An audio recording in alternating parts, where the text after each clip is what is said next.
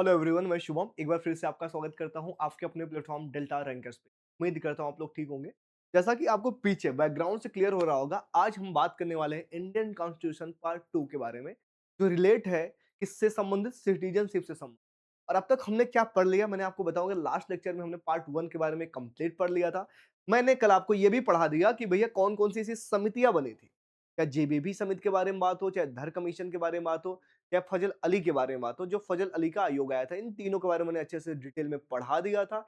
इसके अलावा कौन से राज्य का गठन किया गया भाषा के आधार पर सबसे पहले। इसके अलावा मैंने आपको जम्मू कश्मीर की कहानी सुनाई थी। इसके अलावा हैदराबाद एंड इसके अलावा जूनागढ़ के बारे में मैंने सब कुछ पढ़ा दिया था। लेकिन पॉइंट ये है बच्चा, कि आज हम क्या पढ़ने वाले। आज हम पढ़ेंगे इंडियन कॉन्स्टिट्यूशन का पार्ट 2, जो स्टार्ट होगा आर्टिकल 5 से लेके 11 के बीच में। और ये बहुत इंपॉर्टेंट है। पर मेरा पढ़ाने का तरीका थोड़ा सा अलग है। मैं पढ़ाता ऐसे हूं कि सबसे पहले हम ये समझते हैं कि सिटीजन कहते किसे हैं। देन हम समझेंगे सिटीजनशिप क्या होती है, भारत में क्या जन्म के आधार पर है कि रक्त के आधार पे है। इसके अलावा सिटीजन कितने प्रकार से हो सकते हैं। इन सब बातों को मद्देनजर रखते हुए उसके बाद हम बात करेंगे कि भैया एक बात बताओ कि अगर सिटीजन 4 प्रकार के हो रहे हैं तो क्या क्या चीजें हो रही हैं। और सिटीजन से आगे बढ़ने के बाद आर्टिकल 5, 6, 7, 8, 9, 10, 11, मतलब 5, 6, 7, 8, 9, 10, 11 ये आर्टिकल्स पढ़ेंगे। देन उसके बाद हम पढ़ेंगे जो अपने यहाँ CAA का बिल आया था 2019 वाला, और जो 1955 में पहला बिल बना था। इन सारी बातों को आज मद्देनजर रखते हुए हर चीज पढ़ेंगे। मतलब आज की क्लास आपके लिए हद से ज्यादा इंपॉर्टेंट है। अब मुझे बताओ, क्या यहां तक आपको चीजें क्लियर है? क्लियर है तो कमेंट बॉक्स में आना चाहिए यस सर क्लियर। ठीक है बच्चा, तो आ जाओ स्टार्ट करते हैं सिटीजनशिप को लेकर के। ये प्यारे सा तस्वीर है। अब एक कपल्स मत सोच लेना, ये भाई बहन ही हो सकते हैं। ये भाई और ये बहन। अब आप सिया और केतन की कहानी मत स्टोरी लगाने लग जाना। ठीक है, ये छोटे बच्चे हैं, मासूम होते हैं बच्चे। डन है। चलो, अब बात कर लेते हैं। सबसे पहले हमारा यही टॉपिक है कि भैया सिटीजनशिप कहेंगे किसे। हिंदी मीडियम वाले हो चाहे इंग्लिश मीडियम वाले, सिटीजनशिप एक तरीके से किसी इंसान का उस राज्य के साथ एक कानूनी दस्तावेज होता है, संबंध बताता है। क्या बताता है? Citizenship is the legal relationship between an individual and the state. Simple सी बात है, किसी व्यक्ति और राज्य के बीच जो कानूनी संबंध है, व्यक्ति और राज्य के बीच जो क्या है, कानूनी संबंध, यही कहलाता है सिटीजनशिप। क्लियर है? इसके अलावा और भी परिभाषाएं हैं। फॉर एग्जांपल, नागरिकता वह स्थिति है जिसके द्वारा किसी व्यक्ति को किसी देश का मान्यता प्राप्त सदस्य माना जाएगा। अगर आपने किसी देश की नागरिकता ले रखी है तो क्या आपको माना जाएगा? कानूनी प्राप्त मान्यता वाला एक सदस्य आपको उसमें गिनती की जाएगी। और उस देश में जो कुछ राइट्स होंगे, चाहे फंडामेंटल राइट्स के बारे में बात कर लो, चाहे बात कर लो फंडामेंटल ड्यूटी, ये सारे अधिकार आपको दिए जाएंगे। भारत में तो यही दिए जाते हैं। In English medium, citizenship is the legal status by which a person is recognized as the member of country and enjoy certain rights and duties। मतलब वही जो राइट्स के बारे में बात हो रही है। अगर आप किसी देश के नागरिक हो तो आपको कुछ स्पेशल चीजें मिलती है, फंडामेंटल राइट्स मिल जाएगा, ड्यूटीज मिल जाएंगे। और इसके अलावा मैंने क्या दूसरी बात बताई, जो फंडामेंटल राइट्स होती है, कानूनी संबंध होता है किसी व्यक्ति का, किसी पर्सन का, किसी स्टेट के बीच में। यानी बच्चा, चलो, अगर यहां तक आपको बातें क्लियर है, इसके अलावा एक सिंपल सी परिभाषा और भी बनती है कि सर आपने नागरिकता तो बता दिया, तो नागरिक किसे कहते हैं? नागरिक होती क्या है? ऐसा व्यक्ति जिसे राज्य में सभी नागरिक, जो सिविल वाला राइट्स है और जो पॉलिटिकल राइट्स है, ये अगर दोनों प्राप्त हो जाए तो उसे ही नागरिक कहा जाता है।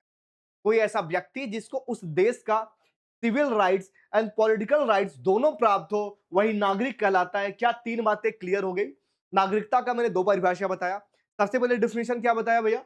सबसे पहले बताया is the legal relationship between an individual and the state. Clear है? दूसरा डिफिनेशन क्या बताया?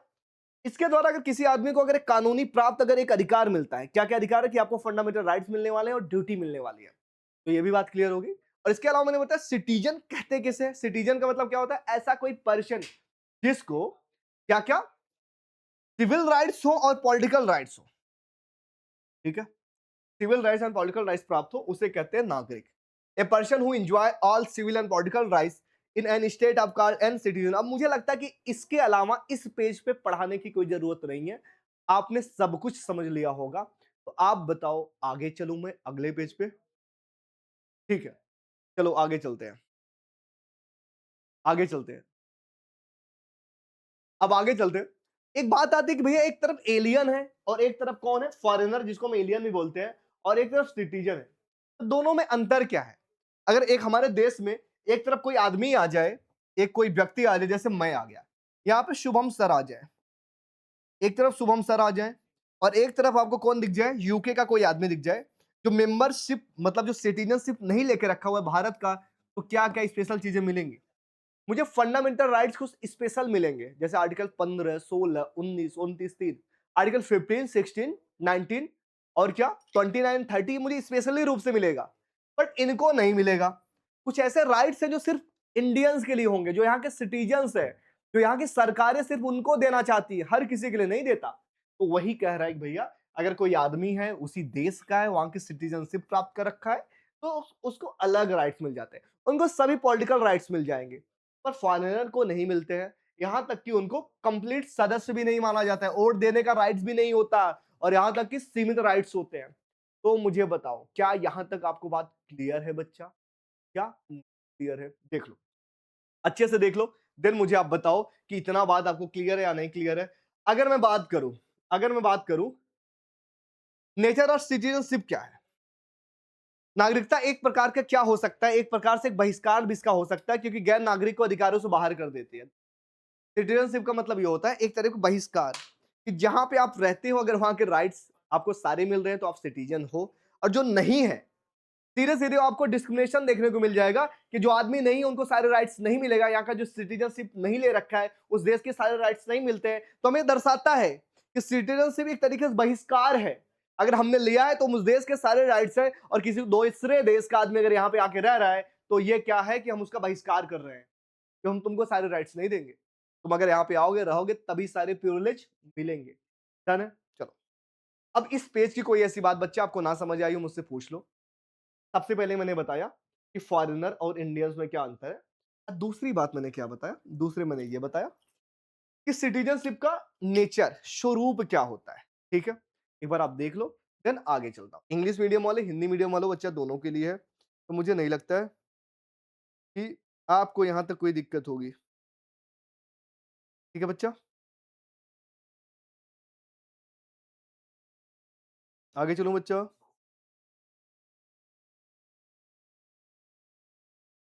चलो आगे चलते हैं, अब चलते हैं अगले पेज की। अगला पेज क्या है? नागरिकता दो सिद्धांत पर होता है। मैंने बोला था कि नागरिकता के दो टाइप होते हैं, और इस वर्ड को समझना, एक जस सोली होता है, एक जस सेंगोनीस होता है। संग्युइनीस बहुत इंपॉर्टेंट वर्ड्स हैं, बहुत इंपॉर्टेंट। ठीक है, मैं आपको थोड़ा सा हाईलाइट करके बता देता हूं, हद से ज्यादा इंपॉर्टेंट है बच्चा ये दोनों टर्म। एक होता है आप ऐसे समझ जन्म के आधार पे, और एक होता है रक्त के आधार पे, और ये हद से ज्यादा इंपॉर्टेंट है। हद से ज्यादा इंपॉर्टेंट ऐसे समझो कि यहां से क्वेश्चन आते ही आते हैं कि भारत में जस सोली है कि जस सेंगुनीश है, तो भारत में दोनों है, हमने दोनों एक्सेप्ट किया। एक्चुअली बात है मोतीलाल नेहरू जी की रिपोर्ट आई थी, मोतीलाल नेहरू जी की रिपोर्ट में हमने सबसे पहले नक्सली आधार पे रेसियस ब्लड थियरी को नकारा, कि नहीं भैया हम नस्ल के आधार पे नहीं देंगे, कि भारत का आदमी कहीं भी बाहर तुम्हारा नस्ल है और वही नस्ल कहीं भी रह रही है उनको डायरेक्ट हम सिटीजनशिप दे देंगे, तो हमने उसको नहीं अपनाया। और केवल ओनली जैसे सोली को भी नहीं अपनाया, हमने दोनों अपनाया। पहला सिद्धांत ब्लड वाला भी, अगर कोई यहाँ पे जन्म ले रहा है तो जन्म वाला भी, दोनों के दोनों वहां पे बेसिस हमारे भारत में है।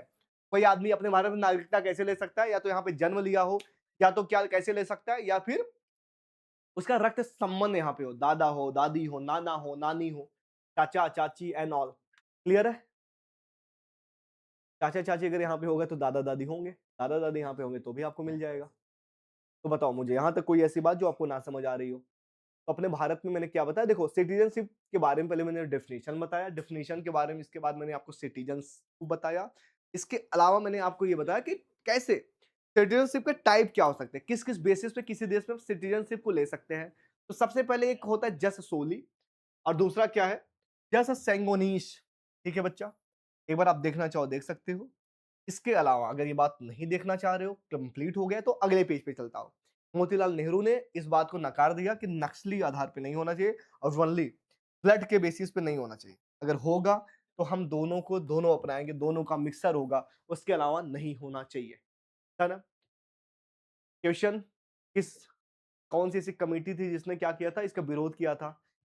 नेहरू रिपोर्ट होगी, बहुत सारी ऐसी चीज़ें होंगी तो आप नेहरू रिपोर्ट बताओगे। कब आया था? 1928 में आया था। इसके अध्यक्ष कौन थे? नेहरू रिपोर्ट में नेहरू जी, कौन से नेहरू? मोतीलाल नेहरू। डन है? आर्टिकल कहाँ से कहाँ बिलॉन्ग करता है? आर्टिकल 5 से लेके 11 तक बिलॉन्ग करता है। बताओ 5 टू 11 तक। क्लियर है बच्चा? अगर क्लियर है तो आगे चलता हूँ।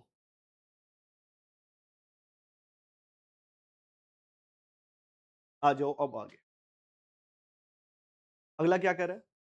अगला ये कह रहा है भैया एक बात बताओ, अगर मैं कानूनी दृष्टि से देखूं in the term of legal status, तो टोटल जो पर्सन होते हैं, जो व्यक्ति होते हैं, कोई एक पर्सन होता है, ये पर्सन कितने प्रकार से हो सकता है? ये पर्सन, तो मैंने बोला एक तो पर्सन कोई होगा, या तो नागरिक होगा, दूसरा गैर नागरिक होगा, या तो किसी देश का आदमी होगा, या किसी दूसरे देश से आया हुआ इस देश से बिलोंग करता होगा। दो टाइप हो गए। तो एक तो हमने बता दिया सिटीजन होगा, एक तो एलियन बता दिया, एक मैंने बोला स्टेटलेस पर्सन होगा। अब ये कॉन्सेप्ट समझो, ये कैसे पॉसिबल है कि कोई स्टेटलेस। स्टेटलेस का मतलब है, सपोज करो अगर आज की एग्जांपल में लेना चाहो, पाकिस्तान में वार हो जाए, पाकिस्तान कंट्री का किसी दूसरे देश के साथ वार हो जाए, और वहां पूरा का दौरा जो पाकिस्तान है ऑक्युपाई हो जाए किसी दूसरे कंट्री के द्वारा। ये पाकिस्तान है, अब ये पाकिस्तान ऑक्युपाई किसी अदर कंट्री के द्वारा हो जाए, अदर कंट्री के द्वारा। और अगर पाकिस्तान ऑक्युपाई किसी अदर कंट्री के द्वारा हो रहा है, तो बच्चा एक बात मुझे बताओ, यहाँ के आदमी का क्या मन करेगा वहां रहने का? नहीं। तो ये चुपके से अगर भाग कर भारत में आ रहे हैं, और हम इसको शरण भी ना दे कि नहीं, हम आपको इसको नहीं मानेंगे कि आप हमारे यहाँ नागरिकता लो, या हम इसको एक्सेप्ट ही नहीं कर रहे हैं कि आप हमारे यहाँ आके रहो भी, ये चुपके से आएंगे इन लीगल तरीके से, तो हम उसको क्या मानते हैं? ये स्टेटलेस पर्सन है। स्टेटलेस समझ में आ गया। अब रिफ्यूजी की बात कर लेते हैं। किसी दूसरे देश का युद्ध हो जाए, वो लोग यहाँ से आए हमारे यहाँ शरण लेने के लिए कि भैया वहां पे हमारे साथ ऐसा हो गया है। हम उसको पर्सन नहीं माने, पर उन्होंने भाई लीगल रूप से आया। पहला दूसरे में ज्यादा टर्म का अंतर नहीं है। पहले में क्या बताता है कि इन लीगल तरीके से भारत में आया है, दूसरे में लीगल तरीके से। और अगर लीगल तरीके से भारत में आएंगे तो इसको रिफ्यूजी कहेंगे, और अगर इन लीगल तरीके से आओगे, ये है इनलीगल, तो इसको क्या बोलेंगे? इसको बोलेंगे, ये क्या है? स्टेटलेस पर्सन है। मुझे बताओ क्या यहां तक कोई ऐसी बात जो आपको ना समझ आई हो बच्चा? देखो, देख के फिर मुझे बताओ कि यहां तक कोई ऐसी बात जो आपको ना समझ आ रही हो। बहुत सिंपल सी बात है कि मैंने ये बताया कि जो सिटीजन होते हैं, सिटीजन एक हो गया, रिफ्यूजी दो हो गया, स्टेटलेस पर्सन तीन हो गया, और चौथा एलियन। ये होते हैं पर्सन का type, status of legal. Legal के हिसाब से अगर देखा जाए चार ही पर्सन। सिटीजन कौन होगा? जो वहां की नागरिकता ले रखा हो, कानूनी दस्तावेज में साइन करके बता दे हाँ भैया हम यहाँ के नागरिक हैं, वो नागरिक बन गया। जैसे आप लोग हो, भारतीय अगर हो तो। क्लियर है? अगर मैं दूसरे बारे में बात करूं, अगर मैं बात करूं इसके अलावा बच्चा, विदेशी कौन? जैसे सपोज करो कि रसिया का कोई आदमी यहाँ आके रहने लग, रशिया का आदमी यहाँ के रहने लग जाए, कुछ दिन रहे फिर यहाँ से चला जाए, तो अगर रसिया का आदमी यहाँ आया तो उसको हम विदेशी बोलेंगे, विदेशी बोलेंगे या फिर एलियन बोलेंगे। क्लियर है? चलो, एलियन वर्ड्स का मतलब होता है किसी दूसरे ग्रह का नहीं, दूसरे कंट्री का, हम दोनों टर्म में यूज कर लेते हैं। और तीसरा और चौथे में बहुत सिंपल सा अंतर है। रिफ्यूजी का मतलब जो लीगल माइग्रेंट हो, आए तो हैं पर हमारे परमिशन लेकर के। इनलीगल का मतलब होता है जो चुपके से आए, जो हमारे जो बताए ना सरकार को, डायरेक्ट एंट्री कर जाए किसी अदर लूप होल से, तो ऐसे केस में उसको स्टेटलेस पर्सन बोलते हैं।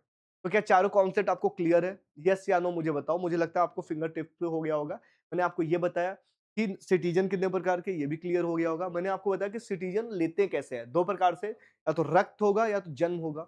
ये भी क्लियर हो गया दोनों बेसिस पे। तो चलो चलते हैं आगे। अब चलते हैं आगे। भारत में क्या है? सिंगल सिटीजनशिप है। India follow the concept of single citizenship. और ये अवधारणा हमने कहां से लिया? ये कॉन्सेप्ट फ्रॉम यूके। ये चीजें हमने यूके से लिया, और ये चीज मैंने आपको बता दी है।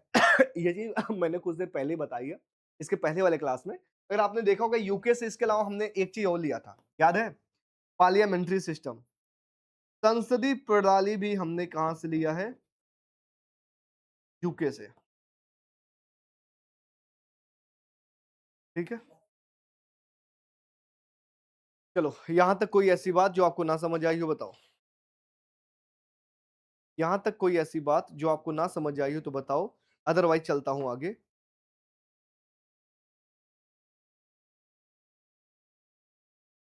आगे चलो, चलो। तो हमने क्या बोला, अपने यहाँ सिंगल सिटीजनशिप है। सिंगल सिटीजनशिप के अलावा मैंने आपको क्या बताया, ये चीज कहाँ से ली गई, ये चीज क्या है, ब्रिटेन, यूके से, यूनाइटेड किंगडम से। पर अगला क्वेश्चन ये है, सर एक बात बताओ फिर अमेरिका में क्या है, क्योंकि जब हम पढ़ते हैं तो हमें थोड़ा कंपेयर भी करना होता है देश के साथ भी। पॉलिटी पढ़ने का मतलब सिर्फ भारत के बारे में नहीं जानना, हमें ये भी देखना पड़ेगा हम दूसरों से बेहतर कैसे हैं, हमें दूसरों से अलग चीजें क्या मिलती है अपने देश में। तो अगर मैं बात करूं यूएसए के बारे में, अमेरिका में टोटल अगर बात किया जाए कितने, दो, टू सिटीजनशिप का टाइप होता है, मतलब ड्यूल, ड्यूल सिटीजनशिप बोलते हैं। अगर कोई आदमी है अमेरिका यूएसए का, उसको मेंबरशिप सिटीजनशिप तो लेना ही पड़ेगा, उसके साथ में जितने छोटे छोटे छोटे छोटे जो स्टेट है वहां के, का भी सिटीजनशिप जहां का रहेगा वहां का अलग सा लेगा। सपोज करो हम आसानी से चले जाते हैं ना, अगर उत्तर प्रदेश में रहना चाह रहे हैं, मध्य प्रदेश में, तो आराम से चले जाते हैं। वहां पे क्या लगता है, सिटीजनशिप लगता है।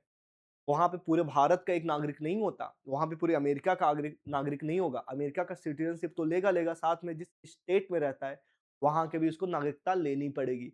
In the case of India, India में केवल एक सिटीजनशिप लेना पड़ता है, वो भी भारत का। इसके अलावा जहां पे आप जाते हो उसके लिए तो डोमिसाइल बनता है। ठीक है, क्लियर है? यस या नो मुझे बता दो। तो इसमें मैंने क्या फैक्ट बता दिया, सबसे पहला फैक्ट बताया फ्रॉम यूके, और हमारे भारत में किस टाइप की है, सिंगल सिटीजनशिप है। ठीक है, आगे चलो, बताओ। चलो आगे चलो, अगले क्वेश्चन पे चलते हैं, जो है बहुत इंपॉर्टेंट और हद से ज्यादा इंपॉर्टेंट है। क्या इंपॉर्टेंट है, देखते हैं।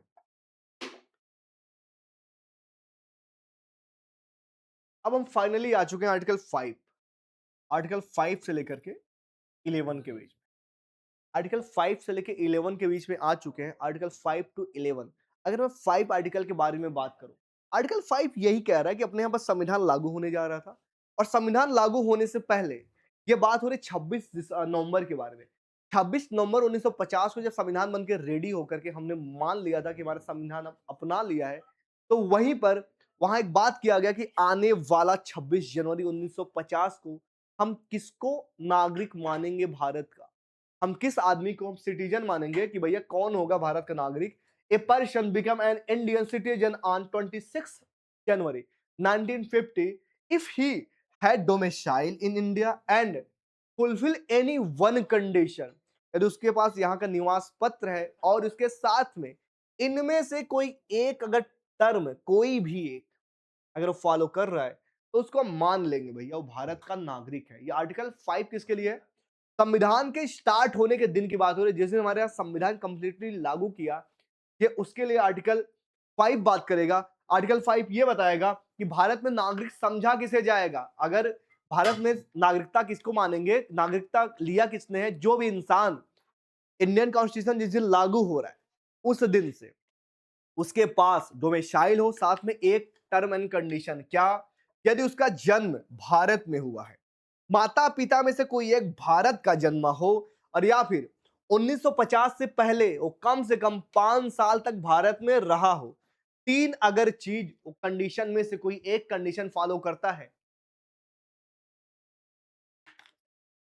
तो उसको क्या समझा जाएगा, इंडिया का उसको सिटीजन समझा जाएगा। सिंपल सी बात समझो। आर्टिकल 5, कई लोग का कंफ्यूजन रहता है बच्चा, कंफ्यूजन ये रहता है कि सर एक बात बताइए आर्टिकल 5 है किसके लिए।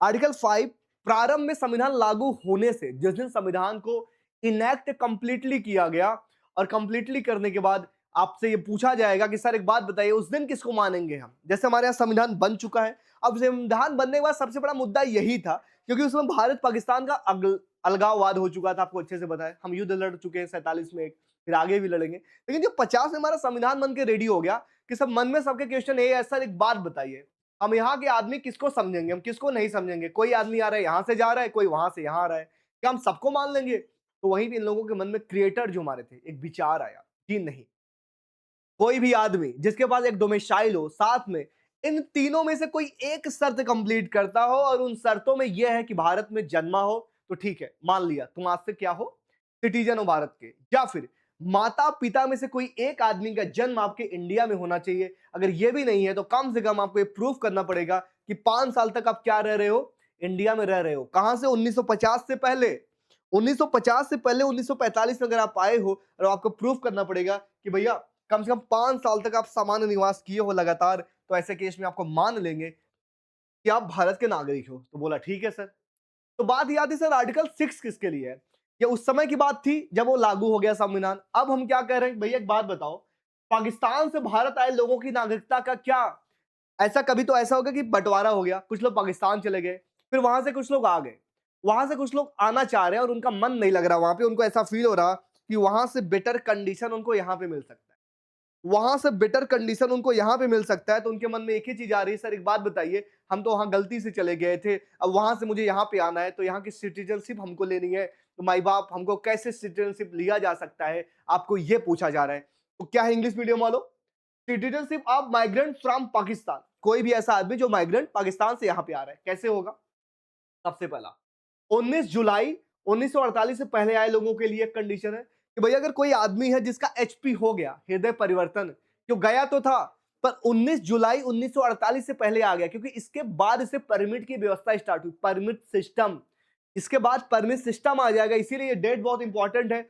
19 जुलाई 19 जुलाई 1948 से अगर पहले कोई आदमी स्वतः अगर वो नागरिक यहाँ पे आ गया तो उसके भारत का स्वतः नागरिक मान लिया जाएगा यदि भारत में आने के बाद लगातार निवास करे।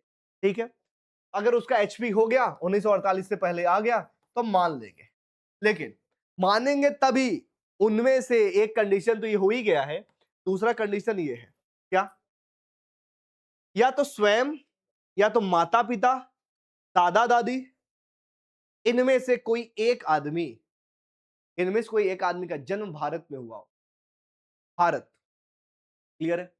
चलो ये बात समझ में आ गई, आर्टिकल 6 इसके लिए था कि जो पाकिस्तान कोई आदमी चला गया भारत आ गया और अगर 19 जुलाई 1948 से पहले यहाँ पे वो आ गया और वहां रहने लग गया तो हम मान लेंगे यदि उसका जन्म यहाँ पे हुआ था, माता पिता यहीं पे रह रहे थे, दादा दादी नाना नानी यहीं रह गए। ठीक है, आगे चलते हैं। सर एक बात बताओ, आपने तो 19 जुलाई 1948 से पहले बताया, अब एक बात बताओ अगर 19 जुलाई 1948 के बाद में कोई आए तो क्या, तो उसको क्या स्वतः नागरिक मानेंगे?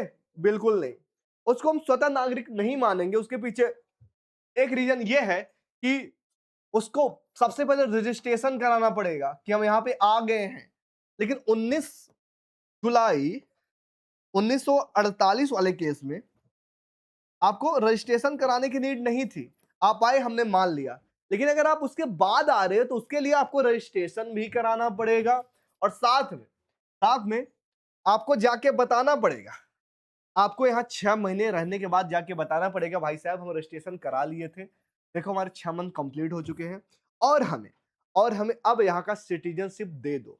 लेकिन ये जितने आर्टिकल्स मैं आपको पढ़ा रहा हूँ अभी आगे चल के इन सब का कोई महत्व निकलेगा नहीं, क्योंकि इसके आगे आएगा नागरिकता अधिनियम एक्ट, तो उसके बारे में हम पढ़ेंगे। लेकिन यहाँ पे फिर भी जान लो आर्टिकल 5 में संविधान जिस दिन लागू होगा उस वहां से किसको हम मानेंगे भारत का नागरिक है, कौन सिटीजन है, जिस दिन इनैक्ट होगा, पहली बात। ठीक है, दूसरी बात मैंने आपको क्या बताया, दूसरी मैंने ये बताया आर्टिकल 6 माइग्रेंट पीपल फ्रॉम कहां, पाकिस्तान से। तीसरी बात उसमें दो चीजें हैं, एक तो 19 जुलाई 1948 से बिफोर है, एक 19 जुलाई 1948 के आफ्टर है। तो इन दोनों के केस में मैंने बताया अगर 19 जुलाई 1948 से पहले अगर आप यहां पे आ गए तो उसके लिए आपको क्या रजिस्ट्रेशन की नीड होगी, नहीं होगी, लेकिन उसके बाद अगर आप आ रहे हो भैया तो आपको रजिस्ट्रेशन की नीड भी होगी और आपको भारत सरकार द्वारा जो एक अधिकारी नियुक्त किया गया है इस सबको देख रेख करने के लिए, उसको जाकर आपको 6 महीने के अंदर बताना पड़ेगा, 6 महीने कंप्लीट होने के बाद। ठीक है, चलो कि आप यहाँ 6 महीने रह चुके हो। अब मुझे बताओ इन दोनों में ऐसी कोई बात जो आपको ना समझ आई हो? पीडीएफ के लिए परेशान नहीं होना बच्चा। आप एप्लीकेशन डाउनलोड करना डेल्टा रैंकर्स, वहां से आपको पीडीएफ सारे क्लास की मिल जाएंगी, तो आपको मुझे नहीं लगता परेशान होने की नीड है। ठीक है बच्चा, चलो आगे चलूँ, यस या नो मुझे बताओ।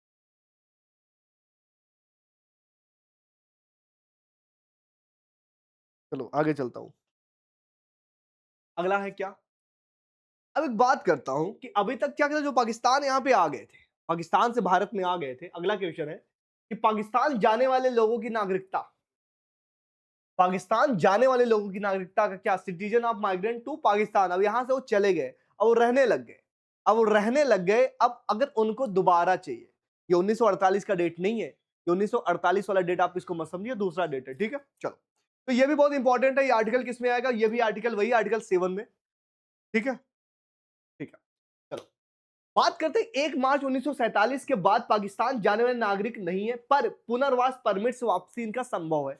इसने बोला अगर 1 मार्च के बाद, 1 मार्च के बाद अगर आप चले गए 1947 के बाद वाला एरियाज में, तो हम आपको अपना नागरिक नहीं मानेंगे, हम उनको नागरिक नहीं मानेंगे। लेकिन अगर आप पुनः परमिट से यहाँ पे आ रहे हो और यहाँ पे रह रहे हो, वही जो मैंने बोला था, याद है, अधिकारी को बताना पड़ेगा, 6 महीने रहना पड़ेगा, रजिस्ट्रेशन कराना पड़ेगा, देन क्लियर है कि आप यहाँ पे रह सकते हो, ठीक है। चलो, आर्टिकल 8 बहुत इंपॉर्टेंट है। आर्टिकल 8 क्या है, विदेश में रहने वाले भारतीय मूल की व्यक्तियों की नागरिकता, जिसको कहते हैं PIO, person in origin of India, बहुत इंपॉर्टेंट है, हद से ज्यादा इंपॉर्टेंट है ये। आर्टिकल 8, आर्टिकल 5, 6, 7, 8 में अंतर क्या था समझो।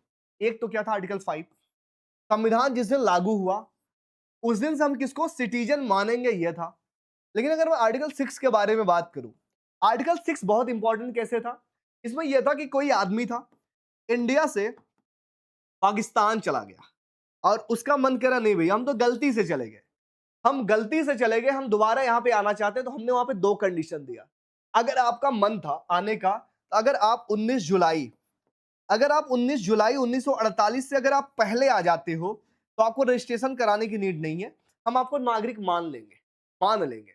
लेकिन अगर आप 19 जुलाई 1948 के बाद आते हो, 19 जुलाई 1948 के आफ्टर में आते, देन इन द केस आप क्या होगा कि आपको रजिस्ट्रेशन भी कराना पड़ेगा और 6 महीने तक आपको यहां रहना पड़ेगा, और 6 महीने रहने के बाद देन आप सिटीजनशिप के लिए आपको अप्लाई करना पड़ेगा, उसके पहले पॉसिबल नहीं। क्लियर है।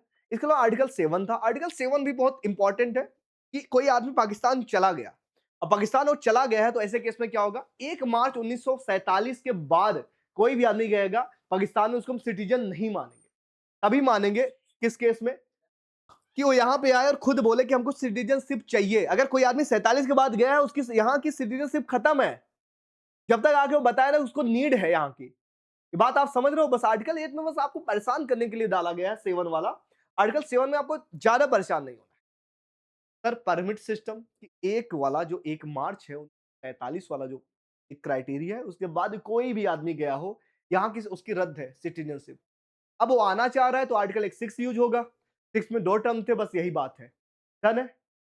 अब कोई क्लियर, चलो आगे चलता हूं, आर्टिकल 8 में चलता हूं। आर्टिकल 8 मैंने बोला बहुत इंपॉर्टेंट है, citizenship of person of Indian origin residing abroad, जो विदेश में रहते हैं कोई आदमी, अगर उनको चाहिए भारत का सिटीजनशिप, तो उसके लिए कुछ टर्म है, क्या क्या, एलिजिबिलिटी चाहिए, निम्नलिखित में से भारत में जन्म होना चाहिए, मतलब आपको कोई एक चीज, person of parent grand parent born in undivided India, इसका मीनिंग समझ आ रहे हो, इसका मीनिंग इतना है कि अगर आपका स्वयं आपका जन्म वहां पे हुआ था, माता पिता का जन्म वहां हुआ था, दादा दादी का जन्म वहां पे हुआ था, या फिर मम्मी की तरफ से नाना नानी का जन्म अगर ये वहां पे हुआ था, तो हम क्या मानेंगे, हम मान लेंगे कि आपको सिटीजनशिप के लिए पात्र हैं, हम आपको सिटीजनशिप दे सकते हैं। लेकिन कुछ कंडीशंस भी होती है, ऐसा नहीं है कि कंडीशंस नहीं होता।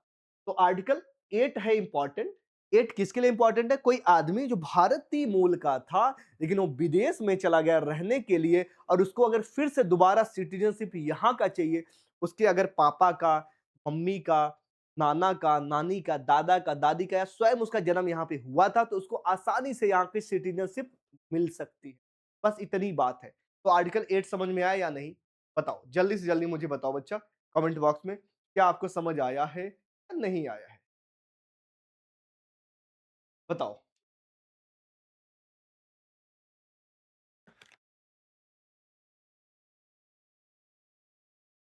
क्लियर है बच्चा, चलो, तो अब हम चलते हैं आगे,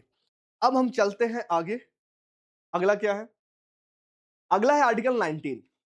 आर्टिकल 19 बहुत इंपॉर्टेंट है, बहुत इंपॉर्टेंट कैसे है, आर्टिकल 8 में है कि कोई भारत का आदमी पहले था, यहां का निवासी रहा है, उसके दादा है, नाना है, चाचा है, दादा दादी और पापा मम्मी, इसके अलावा मैंने क्या बताया था, वह स्वयं, और इसके अलावा उसके मम्मी पापा, मम्मी पापा, दादा दादी या नाना नानी के अलावा स्वयं अगर वो यहाँ के निवासी कभी रहे हैं, सिटीजनशिप वहां पे इनका जन्म हो रखा था, यहाँ पे पैदा हुए थे, तो ऐसे केस में आर्टिकल 8 यूज होता है। लेकिन 9 क्या कहता है? ये वहां से वहां लेने वाला था, और ये वाला अगर यहाँ का कोई आदमी अगर विदेश में जाके वहां का सिटीजनशिप ले ले तो क्या इफेक्ट पड़ेगा?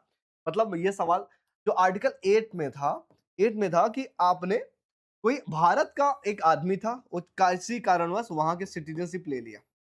लेकिन अगर उसका बैकग्राउंड देखा जाए कि पास्ट में कोई ना कोई ऐसा आदमी था जो मम्मी पापा या दादा दादी या नाना नानी या स्वयं का जन्म यहाँ पे हुआ था, तो उसको तो सिटीजनशिप आसानी से भारत का मिल जाएगा। लेकिन जो 9 वाला है कह रहा है नहीं भैया, अगर कोई आदमी इंडिया का है और इंडिया का अगर कोई आदमी है कोई फॉरेन का अगर सिटीजनशिप ले ले तो क्या इफेक्ट पड़ेगा? फॉरेन में जाके बस जाए, अगर वो फॉरेन में जाके बस जाए तो ऐसे केस में क्या इफेक्ट पड़ेगा? आपसे यही सवाल पूछा जा रहा है और ये सवाल है हद से ज्यादा इंपॉर्टेंट। बताओ, समझ आया जो मैं आपसे कह रहा हूँ बच्चा? बहुत इंपॉर्टेंट सवाल है ना? क्या क्वेश्चन था? क्या इफेक्ट पड़ेगा? यहाँ का रहेगा या खत्म हो जाएगा? तो सिंपल सी बात है, सिटीजनशिप एज लाइक मैरिज जैसे भारत में होता है। अगर आपने दूसरा अफेयर चलाया, कहीं दूसरी जगह शादी की, हिंदू रीति रिवाज में आपका क्या हो जाएगा? पहली शादी ऑब्जेक्शन हो गए होगा, वो खुद ही छोड़ देगी। तो इसीलिए अगर आपने कहीं और का सिटीजनशिप लिया तो यहाँ की स्वतः समाप्त हो जाएगी। तो आर्टिकल 19 यही बताता है कि if a person acquire foreign citizenship he will not be an Indian citizen. क्या बात है, बहुत इंपॉर्टेंट आर्टिकल, इससे ज्यादा इंपॉर्टेंट आर्टिकल। अगर कोई आदमी विदेशी नागरिकता ले लिया, अगर जैसे सपोज करो कि अभी अक्षय कुमार के बारे में बात कर लेते हैं। अक्षय कुमार ने अगर सिटीजनशिप ले लिया कनाडा का, या कनाडा का शायद ले रखा हुआ है, तो ऐसे केस में जो उनका इंडिया का जो सिटीजनशिप है ये खत्म, ये खत्म हो जाएगा ऑटोमेटिक। ठीक है, पर देख लो आर्टिकल 19। फिर मैं आगे चलता हूं कि यदि किसी व्यक्ति ने स्वेच्छा से किसी विदेशी देश की नागरिकता ले ली तो वह भारतीय नागरिक नहीं रहेगा। यही बात मैंने आपको बताया। अब यहां तक कोई ऐसी बात बच्चा जो आपको ना समझ आई हो तो मुझे बता दो।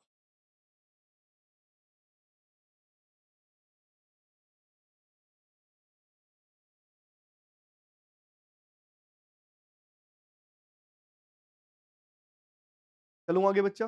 ठीक है, चलो आगे चलता हूं। अब आर्टिकल 10 पे चलते हैं। आर्टिकल 10 में बहुत सिंपल सी बात है। एक बात बताओ, नागरिकता की जो निरंतरता होती है कि कोई आदमी नागरिकता है जो ऑटोमेटिक जो चलता है, कब तक चलेगा, कहां तक बना रहेगा, इस पे कानून बनाने का राइट किसके पास है? तो इसके कानून बनाने का राइट ओनली वन एक ही पर्सन के पास है और वो है संसद। पार्लियामेंट के पास अपना सिटीजनशिप को लेकर के राइट्स है और वही जो चाहे वो कर सकती है। अपनी पार्लियामेंट नागरिकता से संबंधित कोई भी कानून बना सकती है। ठीक है, तो सिंपल सी बात है कि भैया एक बात बताओ कि मैंने आपको आर्टिकल 5 बताया, 6 बताया, 7 बताया, 8 बताया, 9 एंड 10। आर्टिकल 5 में, आर्टिकल 5 ये था भैया एक बात बताओ, देश आजाद हो चुका है, संविधान बन चुका है, अब भारत का नागरिक होगा कौन? तो बता दिया। क्या उसने बताया? कोई भी ऐसा आदमी जिसका खुद का जन्म, उसके मम्मी पापा का जन्म, नाना नानी का जन्म, दादा दादी का जन्म अगर भारत में हुआ है तो या तो नागरिक माना जाएगा, या फिर 1950 से पहले लगातार 5 साल तक यहां पर रहा हो तो भारत का नागरिक समझा जाएगा। तो आर्टिकल 6 इसके लिए है। 6 में मैंने सिंपल सी बात बताया, कोई एक आदमी था, इंडिया से पाकिस्तान चला गया, अब यहां से दोबारा उसका वहां पे एचपी हो गया, हृदय परिवर्तन हो गया कि नहीं इंडिया भैया सही है, कि सारे जहां से हम अच्छा हिंदुस्तान हमारा। तो अगर ये उसका कॉन्सेप्ट मन में आ गया तो ऐसे केस में क्या होगा? वो भारत आना चाहे तो दो कंडीशन बताया, एक 19 जुलाई 1948 बताया, उसके पहले आ गया तो स्वतः मान लिया जाएगा, परमिशन की नीड नहीं है, ना रजिस्ट्रेशन की जरूरत है। लेकिन अगर ये उसके बाद अगर आया तो उसके बाद के केस में भैया उसको रजिस्ट्रेशन भी कराना पड़ेगा, 6 महीने रहने के बाद ही उसको सिटीजनशिप की नागरिकता मिलेगी, अदरवाइज नहीं मिलेगी। क्लियर है? बहुत सही। ठीक है बच्चा, आगे चलता हूं। मैंने आर्टिकल 8 बताया, इसके 7 में, इसके बाद 7 बताया। 7 में यह बताया कि परमिट सिस्टम के बारे में, परमिट सिस्टम के बारे में आपको बताया कि 1 अगस्त के बाद, सॉरी 1 मार्च 1947 के बाद कोई भी आदमी अगर गया है पाकिस्तान तो अगर वो यहां पे आना चाहे उसको नागरिक नहीं माना जाएगा। बस यही आपको परेशान करने के लिए आर्टिकल 7 दिया। और आर्टिकल 8 में क्या बोला? कोई भी ऐसा आदमी जो अब चला गया है फॉरेन वाला, क्या चला गया है? फॉरेन वाला सिटीजनशिप लेने के लिए, या कोई फॉरेन का में ले लिया, वहां रहने लग गया और फॉरेन बाद वो यहाँ पे आना चाह रहा है। अब यहाँ पे आके वो क्या कर रहा है? वो यहाँ पे आने के बाद वो चाह रहा है कि नहीं भैया, हमको भी सिटीजनशिप दोबारा यहाँ पे लेनी है, हमको भी यहाँ का दोबारा सिटीजनशिप लेनी है। तो उसके लिए क्या क्या बेसिस है, मैंने ये बता दिया। इसके बाद आर्टिकल 9 हो गया। 9 में क्या है कि जिस तरीके से हमारी शादी होती है, अगर हमने 2 शादी की तो पहली शादी जो पहली बीवी रद्द कर देती है हमारी शादी, उसी तरीके से आर्टिकल 9 के बारे में है। 9 सिंपल सी बात ये कहेगा, अगर हमने विदेशी विदेश की फॉरेन की अगर हमने सिटीजनशिप लिया तो यहां वाली हो जाएगी रद्द। क्लियर है? स्वतः से ये बात हो गई। इसके अलावा हम चलते हैं आगे।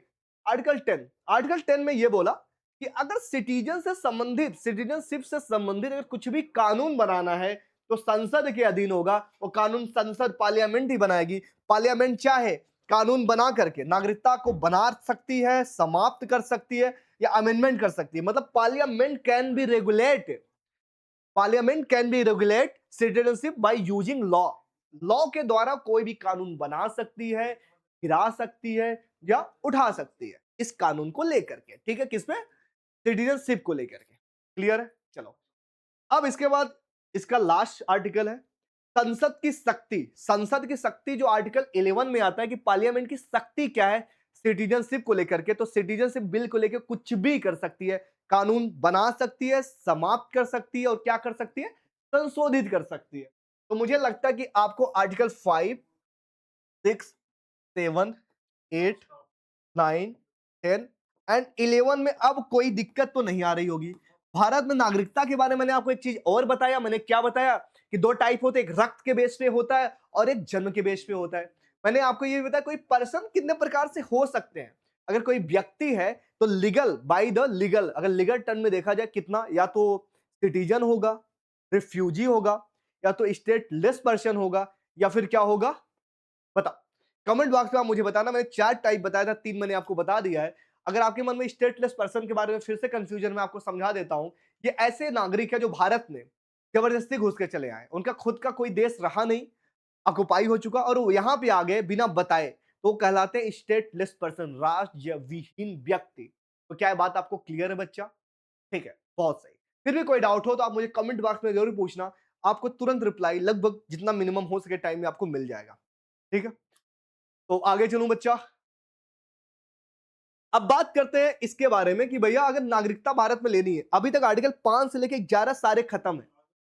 5 से 11 के जो आर्टिकल्स वो भूल जाओ। अब भारत में उसके बाद वो तो टेम्पोररी रूप से बनाया गया था कि आर्टिकल 5 से 11 उस समय भारत देश आजाद हुआ था, पाकिस्तान में बहुत लोग चले गए तो वहां से आ रहे थे, तो बता दिया गया कि ऐसे ऐसे आदमी को नागरिक मानेंगे, इसको नहीं मानेंगे, जिससे इनलीगल माइग्रेंट नहीं आए।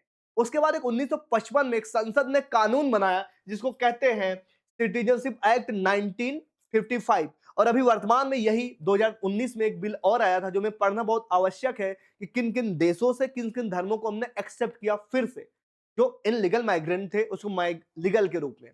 डन है? तो सबसे पहले बात करते हैं अब क्या है। वो जो आपने 5 से लेकर 11 तक बातें पढ़ा, अब उसको भूल जाइए। उसको आप भूल जाइए क्योंकि अब आप पढ़ने वाले हैं कि अब 1955 के हिसाब से अब नागरिकता लेने के 5 तरीके हैं। 5 way to acquire Indian citizenship. तो सबसे पहले वाले पे, सबसे पहला क्या है? By birth. आप बाय बर्थ ले सकते हैं या फिर वंश के हिसाब से ले सकते हैं, रजिस्ट्रेशन के द्वारा ले सकते हैं। चौथे नंबर के है प्राकृतिकरण, जिसको कहते हैं बाय नेचुरलाइजेशन। चौथा है इनकॉर्पोरेशन ऑफ टेरिटरी, मतलब भारत राज्य में अगर कोई राज्य शामिल हो रहा है तो ऐसे केस में भी कोई आदमी यहाँ का नागरिक माना जाएगा जो संसद कानून बना के निर्धारित करे। तो सबसे पहले जन्म के हिसाब से मैंने आपको बताया, जन्म आपके सामने है। दूसरा मैंने वंश के आधार पर बताया। तीसरा मैंने पंजीकरण के हिसाब से बताया और चौथा मैंने बताया कि भैया प्राकृतिकरण के द्वारा। और जो 5वां नंबर है यह है विलीकरण के द्वारा। विलीकरण का मतलब सपोज करो कल का हमारा बांग्लादेश के साथ युद्ध छिड़ जाए, बांग्लादेश के साथ अगर वार हो जाए तो वार के केस में क्या होगा? वहां के जो नागरिक है, अब वहां का अगर एरिया सब कुछ हमने एक्वायर कर लिया तो वहां के नागरिक को बसाने की जिम्मेदारी हमारी होती है। तो ऐसे केस में अगर भारत सरकार कानून बनाए, संसद कानून बनाए तो वहां के नागरिक को भी नागरिकता दे सकती है। तो यही 5 ही रीजन है जिसके बेस पे वर्तमान में भारत में नागरिकता ली जा सकती है। क्या बात क्लियर है बच्चा? यस या नो कमेंट बॉक्स में जरूर बताना कि यस सर क्लियर है पांचों बेस। ठीक है बच्चा, तो आप बताओ मुझे आगे चलूं। चलो आगे चलता हूं। अब आगे चलता हूं कि अगर आपको बाय बर्थ लेनी है, बाय बर्थ, तो बाय बर्थ के हिसाब से अब सब कुछ भूल जाओ जो पुराने टर्म थे, ये सारे नए टर्म हैं और बहुत इंपॉर्टेंट है। अगर किसी का जन्म 1987 से पहले और 26 जनवरी 1950 के बाद हो रखा है, तो इस अवधि में भारत में जन्मा हर व्यक्ति इस अवधि में भारत में जन्मा हर व्यक्ति भारत का नागरिक होगा। माता पिता कहीं के भी हों, ये मैटर नहीं करता। अगर आप सपोज करो कि कोई विदेशी आदमी है और ट्रेन से यहाँ पे घूमने के लिए आया था और ट्रेन में उसका एक बच्चा हो गया, तो ऐसे केस में उस बच्चे को भी भारत का नागरिक ही समझा जाएगा। समझ रहे हो आप कि माता पिता की जो नेशनलिटी है ये मैटर नहीं करती है, और कोई आदमी अगर ट्रेन से यहाँ पे विदेशी आया था तो ऐसे केस में उसको नागरिक माना जाएगा। ठीक है। अब दूसरा केस क्या है? दूसरा केस ये है कि हमने देखा इसे यहाँ पे ज्यादा ढील दे दिया, ऐसे काम तो नहीं चल रहा है। तो हमने 1987 2004 के बीच में एक नया चीज बनाया। 1987 से लेकर 2004 के बीच में एक नया क्राइटेरिया दिया, और क्राइटेरिया ये दिया कि भैया ठीक है जन्म यहाँ पे हो रहे हो, ठीक है कोई आदमी यहाँ पे जन्म ले रहा है, अच्छी बात है, लेकिन माता और पिता में से किसी एक आदमी का इंडिया का सिटीजन होता अति आवश्यक है। अभी तक क्या था? अभी तक था कि माता पिता ना हो, बस जन्म हो जाए 1987 तक, तो हम मान लेंगे वो इंडिया का क्या है, वो सिटीजनशिप उसको आराम से मिल जाएगी, कोई दिक्कत नहीं आएगी। लेकिन अगर 1987 से 2004 के बीच में, मतलब 1987 से 2004 के बीच में अगर वहां के इंडिया का सिटीजनशिप लेनी है, तो ऐसे केस में यहाँ के जन्म के साथ में एक और कंडीशन बढ़ गई कि पेरेंट्स में किसी एक का इंडिया का सिटीजन होना अति आवश्यक है। लेकिन ये बात यहीं तक नहीं बनी। इसके बाद 2004 के बाद जो अब तक का है कि भारत में उसका जन्म भी होना चाहिए, प्लस माता और पिता दोनों भारत के नागरिक होना चाहिए, और साथ में दूसरा जो है इनलीगल माइग्रेंट नहीं होना चाहिए। ये हद से ज्यादा इंपॉर्टेंट है, हद से ज्यादा। मैक्सिमम अब अभी क्या है 2004 के बाद से यही लागू है, आपके माता और पिता दोनों होने चाहिए यहाँ के, या फिर अगर मम्मी या पापा में से कोई एक, मान लो मम्मी यही की है, पापा इनलीगल माइग्रेंट नहीं होना चाहिए। क्लियर है? यस या नो मुझे बताओ। तीनों चीज देख लो बच्चा, फिर आगे चलते हैं। ठीक है।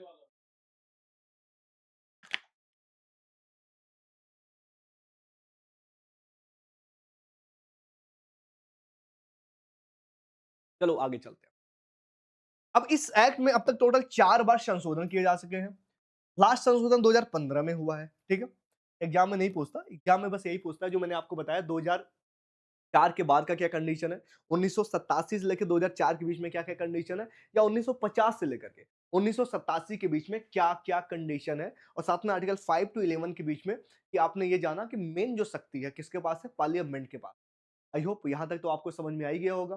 तो अब इसके आगे चलते हैं। इसके आगे जो है बहुत ज्यादा इंपॉर्टेंट, और इंपॉर्टेंट क्या है कि अगर कोई आदमी है, नागरिकता लेने के मैंने आपको तरीके बताए, पर नागरिकता उसकी खत्म कैसे होती है, लॉस ऑफ इंडियन सिटीजनशिप, तो उसका तीन ही ऐसा तरीका है, तीन ही ऐसा तरीका है जहां से कोई भी आदमी अपना सिटीजनशिप लॉस कर लेगा डायरेक्ट। सबसे पहले वो खुद से त्याग कर दे कि जाओ तलाक तलाक तलाक, हो गया त्याग। तो ऐसे केस में उसकी खुद की जो नागरिकता यहाँ पे खत्म हो जाएगी। और ये होता कैसे है कि आप किसी दूसरे देश में चले गए, वहां की सिटीजनशिप ले लिया, तो जाहिर सी बात है कि आपका फेवर ज्यादातर दूसरे कंट्री के साथ में हो गया, तो वहां लेते यहाँ पे खत्म हो जाएगा। ऐसे समझो कि हमारा सिटीजनशिप एक तरीके से शादी का बॉन्ड, कि यहाँ की अगर आपने किया तो वहां का खत्म हो जाएगा। दूसरा वंचन, वंचन का मतलब होता है कि भैया सरकार द्वारा नागरिकता छीन ली जाती है यदि आपने धोखाधड़ी से, अगर आपने फर्जी शादी की है, फर्जी शादी की अगर कोई बेस पे आपने शादी कर लिया, तो ऐसे केस में आपकी शादी रद्द हो जाती है। तो उसी तरीके से यहां भी सिटीजनशिप को लेकर के है कि भैया आपने फर्जी दस्तावेज डॉक्यूमेंट्स आपने जमा किए थे, बाद में सरकार को लगा कि भैया आपने फर्जी बनाया था, तो फर्जी केस में रद्द कर देगी। साथ में आपने क्या किया, इनेमी जो कंट्री है उसकी हेल्प की थी, इनेमी कंट्री हेल्प की थी। और इसके अलावा ठीक है, डन है, ठीक है, बस 2 मिनट की क्लास बच्चा और है। ठीक है। और तीसरा सबसे क्या है,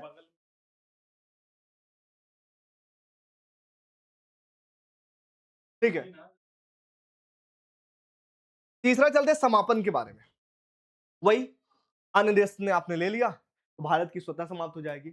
आप छोड़ना चाह रहे हो, छोड़ने का मतलब यह कि आपने बोला दूसरी देश की लेनी है, या आपने समापन का मतलब होता है दूसरी देश की ले ली है, और तीसरा का मतलब होता है आपने धोखा, आपने फर्जी डॉक्यूमेंट्स बना के दिखाए हैं कि भैया देखो ऐसी ऐसी बात है, हम लेना चाह रहे हैं, बाद में सरकार ने जांच की और ये पता चला कि भैया ये तो ये जो आदमी ने लिया था ना, इसका डॉक्यूमेंट सारे फेक थे। और या फिर आपने किसी ऐसा कोई देश जो एनेमी कोई देश हो और उसकी आपने हेल्प कर दी हो। क्लियर है? चलो, यहाँ तक कोई ऐसी बात बच्चा जो ना समझ आई हो, पर देख लो, देन मुझे बताओ। तो 5 प्रकार से ली जा सकती है और 3 प्रकार से छोड़ी जा सकती है। अब चलते हैं आगे। ये बहुत इंपॉर्टेंट है, आज की क्लास का ये लास्ट समरी है और ये है हद से ज्यादा इंपॉर्टेंट, मतलब वेरी वेरी इंपॉर्टेंट। 2019 के बारे में बात होगी, सिटीजनशिप एक्ट को लेकर के, जो अमेंडमेंट एक्ट आया था।